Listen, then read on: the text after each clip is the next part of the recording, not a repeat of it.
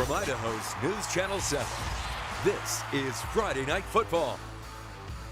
Welcome into Friday Night Football. I'm Jordan Smith. Austin Parr joining me. Man, what a night of high school football. Hey, we got to give ourselves a pat on the back because we drove all over the place to provide these highlights for you. And starting with our game of the night, how about the defending champs Rigby taking on Bishop Kelly? Both teams undefeated, looking to stay that way. Let's pick it up in the second half. Trojans down 15-7, not for long. Kiwi Kofe punches it in, 2-point conversion, good. Tie ball game. Later in the third, Trojans looking to add to it. Pass is picked off, though. The Knights' Jared Thiel. Remember that name for later. It would lead to this. Watch this catch. The bobble that he comes up with it. Was it a catch? Boston Husky? Refs think so. Knights pull ahead there. We're going to take one more look at it because we got to slow this down for you. Oh, look at the tiptoe. I give it to him. I don't even care. That is a catch in the Jordan Smith book. Unbelievable catch there by Boston Husky. Rigby, one last chance on third down. Hucks it up. There he is. The name we told you to remember, Thiel, game-sealing interception. Knights, 29-15. Wow. Impressive work by the Knights, upending the defending state champs. Over to Centennial High School. The Patriots playing host to the Eagle Mustangs. Centennial hasn't beaten Eagle since 2009. That was before I was in high school. So I graduated high school that year. Wow. So it's been a minute, a little bit. And Eagles are going to show them why they are so tough to bring down. Look at this run by Noah Burnham on the halfback toss. Turns on the Jets, screaming down the sidelines. And they're going to test the speed to the other side. Look at the misdirection here. They feed Burnham again. And he's off to the end zone for his second touchdown. Maybe they would say he's burning up some turf. He's burning up some turf. Well set. See, that's why you're here. And the Patriots, man, they try to get something going. Look at that hit stick, though. That's the senior linebacker, Anthony Butler, making him pay. And it would just get worse from there for the Patriots. Look at that dot across the middle. That's Aiden Kendrick, who carries it into the end zone. That puts Eagle up 21-0. That would be kind of the story of the night. The Mustangs, they win big at Centennial, 42 to, that should say 14. That extends their win streak to 15 straight games over the Patriots. Man, those guys are tough to beat. I know. Yeah, I tried to represent. I wore the crimson, the gray, but it wasn't the lucky charm tonight. Wasn't happening for him. Wasn't in the cards. Wasn't in the cards. Not yet. You know, Centennial trying to rebuild, but Eagle, man, they were in the state championship against Rigby last year. That's still a super talented team.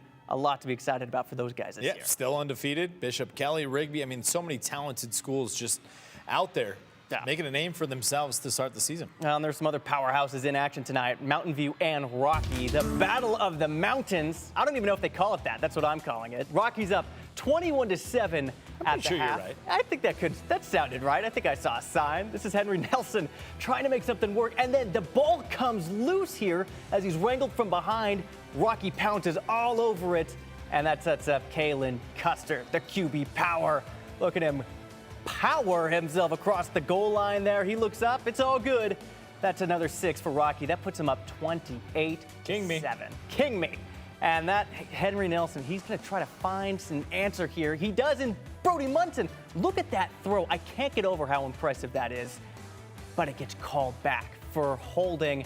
That sets up 4th and 25. Nothing going right for Mountain View. Can they do something here?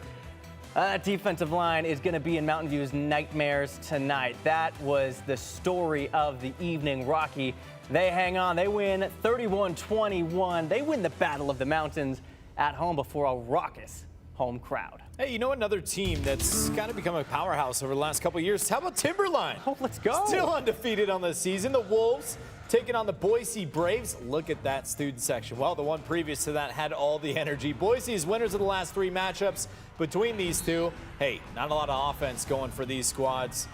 Defense is slugging it out for 4th down here. Wolves up 7, looking to add to their lead. Over the middle there.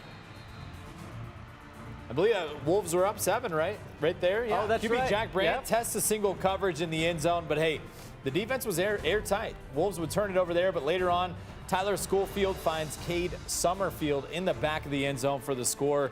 Timberline would pull ahead in the fourth quarter. They go on to win 20-13. If you didn't see my feature earlier on this week, Hudson Lewis, head to our website, ktvb.com/sports. But hey, Timberline undefeated on the season. Well, a lot of that is to do with Hudson Lewis. I mean, you mentioned it. And if you weren't familiar with that story, I mean, wide receiver commit to Washington State University. You can do a lot of things on offense when you've got a weapon like that. You can't teach speed. Yeah. I never had it. Yep. He's got it. Thank goodness.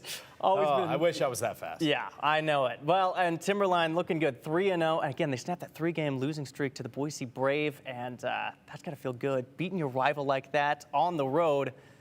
We had some other great games here tonight, though. How about we send things down to the good old Owyhee and Meridian matchup. Owyhee looking to stay undefeated. This is Colin Foy who's going to get the ball to Ellis Stanley. He's going to run this in for the touchdown. Owyhee played from behind most of this game, but they would battle back. This is Logan Hostovic, fakes the handoff and then takes it himself. Takes a bruising on the way into the end zone, but he hangs on, and he'll take that 7 ways to Sunday. Later on, this is Meridian. This is Easton Nungray. He's going to throw a dot over to Dason Bolts, who gallops into the end zone.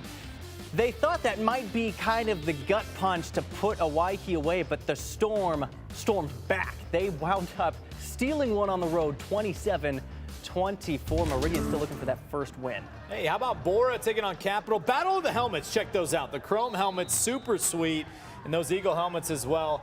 Hey, but it's the Eagles soaring early. Quincy Clay takes it off the end around. How about a little Reggie Bush? Opposite end for the touchdown. And hey, you're going to hear that name again. He showed off his speed. 7-0 in a blink for Capital. Borah's next possession, trying to get the punt off. Snap goes over the head. Oh, man. Tough one for Borah. Capital ends up falling on it. And before you even know it, it's 14-0. Clay would find the end zone. Again, the student section brought it tonight. Hey, 55-7, the Eagles soaring high. Yeah, you know, they've had a couple of tough seasons, a little bit of up and down, but to see the offense just go all cylinders and just 55 points in that kind of a game, I mean, that's got to feel really good, building that confidence for that team. I think also what's really cool is they play in almost the middle of downtown. I think that's like a cool element to over be at able Donald to play. Larson, yeah. Yeah, right by Boise State. I mean, how incredible is that to get a victory like that on that field?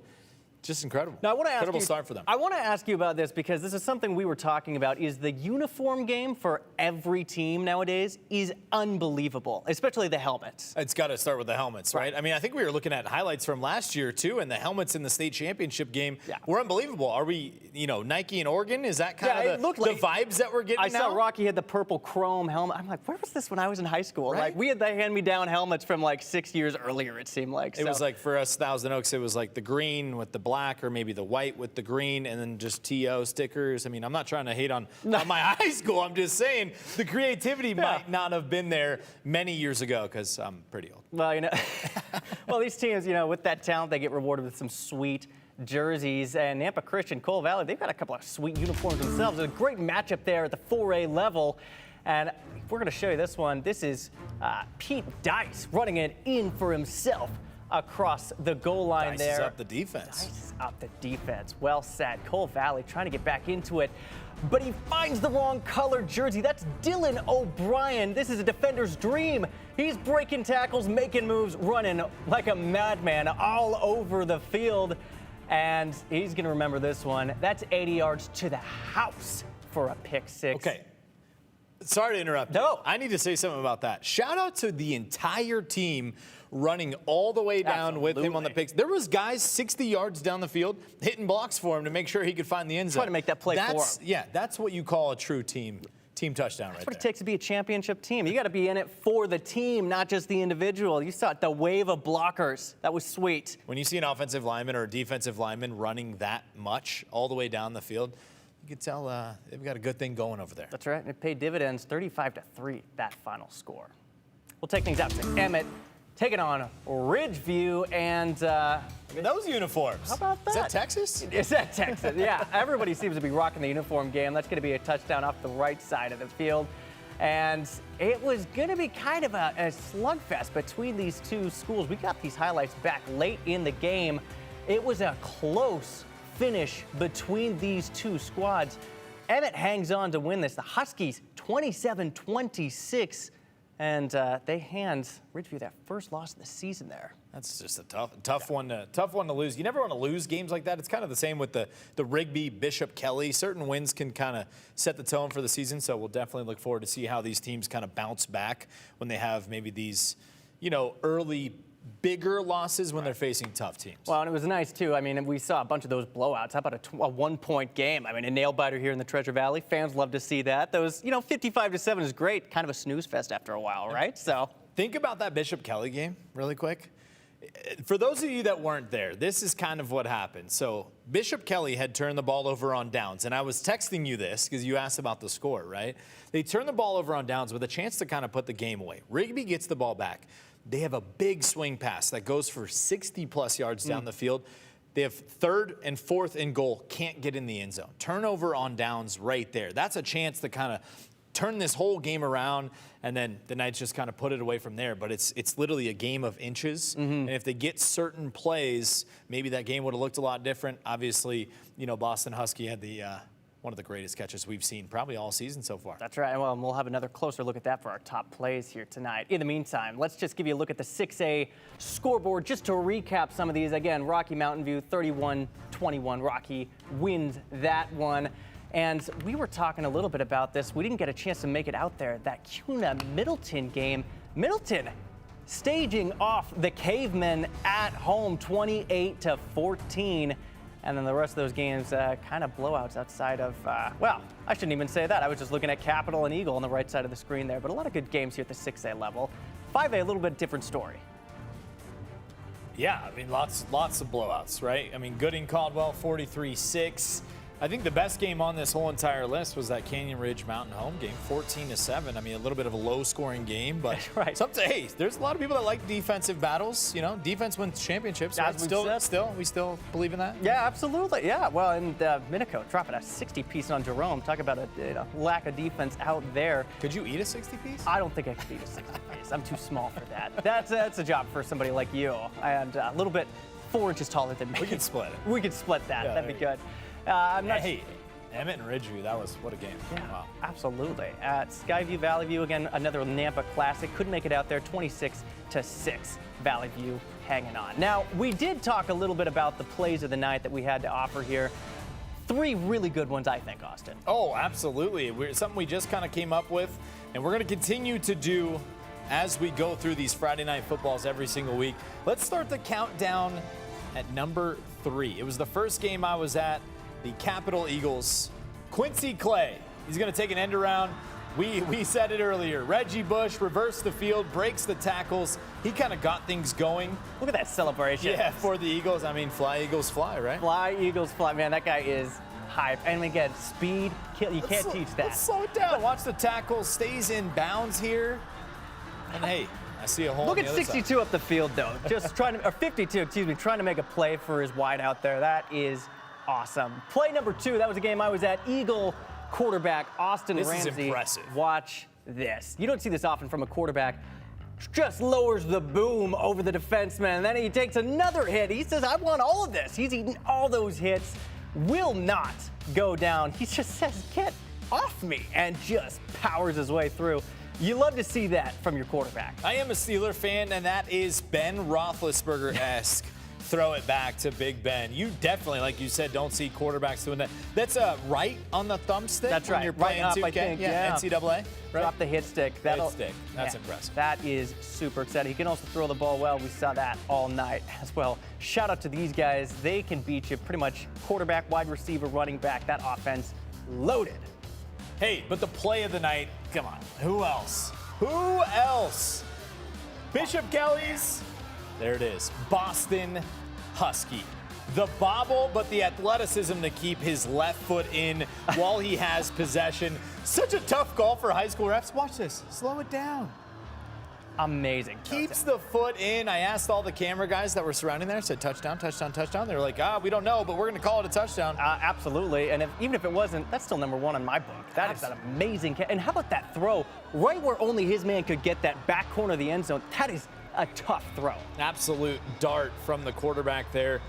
ends up being the game-winning touchdown because Rigby's last chance picked off by the Knights. Yeah. Pretty big game down there. And the atmosphere, that was electric. There was a lot of those tonight. The student section showing out. I want to give a tip of the cap to Rocky. I mean, those guys were loud. They forced a lot of third downs out there. They forced a lot of turnovers. It was tough. Just being on the sideline, I'm like, oh my gosh, this feels like a college atmosphere right now. So I don't even remember. Yeah, I don't even remember my student section if it was that good, to be honest. Yeah, not everyone at the basketball games, maybe. Football. Basketball games. That's where we really jumped in because I played football. And then I played baseball as well. But basketball games, my favorite is when they're introducing the away teams, and you just got the newspapers, old school. Oh, basically, I love that. Basically, the whole student section has newspapers because it's basically stating like, hey, we don't know you. That's right. We don't care. Right. Yeah, we've got places we'd rather be. You know, we didn't really have much of that when I was at Centennial, but it was always just like, even if your team's down, that was kind of the cool thing about the Treasure Valley. Even if it wasn't a strong season, the students showing out, I mean, it was always just such a cool thing, supporting the school, being there in the stands, at least for most of the game before taking off. I mean, that's something that you love to see, especially with these local sports here. So I'm going to do this for you. Since you are our expert here. Okay. Okay, you are from here, right? Went to Centennial. I am still learning, obviously, but we're going to go biggest takeaway for Mr. Jordan of the high school football season. Who's surprising you so far? Who looks the best in your mind? Just go ahead. I got to tell you, I think the mic is yours. The mic is not. I got to tell you, I think after seeing all of these highlights and covering the last 3 weeks, Rocky has really blown me away this season. I mean, those guys play tough. They play really stingy defense. That defensive line is going to wreak havoc all season long on quarterbacks. You're going to have 2 seconds, maybe 3 to make a decision, and they are going to be right in your face. And that was the thing that was the big takeaway. Mountain View is a really good school. Right. We know them to be kind of an offensive powerhouse and juggernaut. Those two teams, it's always a great battle between them. But that defense, man, they looked a little scary. Hopefully, if maybe they're building now of what kind of helmets they're going to have down the road. Because we saw those earlier. Those were the purple chrome domes. Oh, my goodness. Now, how about you? I mean, you got to see the defending state champs walk into town with, I think it was a 13 or 14 game win streak against BK, who got throttled by them last year, and they really flipped the switch. It's Friday, and I'm not going to have this be an overreaction kind of Friday. We're only a couple games into the season. I think Rigby will be just fine based off of what I saw, kind of the eye test, right? There was a couple of times they had an opportunity to take over that football game and just didn't quite make that extra play or didn't protect the quarterback long enough to have him make those plays. But, hey, Bishop Kelly, they look really strong as well. I mean, their defense looks great. They made big plays when it mattered. And obviously they have 2 really studly wide receivers that I was just introduced to tonight. So Bishop Kelly looks great, but shout out Timberline. Yeah. Shout out Timberline. You know, we do a lot of talking about the Meridian schools, how good they can be. It's been a while since we've really had a powerhouse come out of like the Boise area, downtown proper. And Timberline looks like they could be the real deal this year. I mean, you have one of the top wide receivers, maybe the top receiver in the state, in Hudson Lewis. I mean, he is so fast. It's the type of speed, and I talked about it, that defenses have to game plan around him. Right. Because if you play man coverage against him, he'll burn every single defender in this entire state. It doesn't even matter. So when you have a player that's that dynamic, you can line him up anywhere. You can line him up in the backfield. You can line him up as slot receiver. Outside, it doesn't matter. You can hand it off just like we saw Quincy Clay tonight take that end around. I guarantee you they got plays, drawn up for Hudson Lewis to do that as well. Like I said earlier, you can't teach speed, and he is electric. And I feel like down the road when we get to the playoffs maybe, we'll see some of that speed on display. That being said, there are still some teams, I think, still getting their feet wet. We are still so early in the season. So early. That's why we don't want to overreact. Don't hit the panic button. No, just the initial observations that we've seen. Eagle also looks very strong. And, man, I wouldn't want to tackle any of those guys out there on offense. Those guys are fast, and they are some big boys. Yeah. Well, that's going to do it for us here on Friday night. Thanks for sticking with us. Yeah, this was awesome. We appreciate it. We'll be back next Friday. I'll be in Colorado Springs covering Air Force, but Austin's going to solo dolo here. That's right. We're here. All right. Well, thanks for being with us here. Have a great Friday night, and we'll see you this weekend. Continue with us and watch free now on the KTVB Plus app everywhere you stream.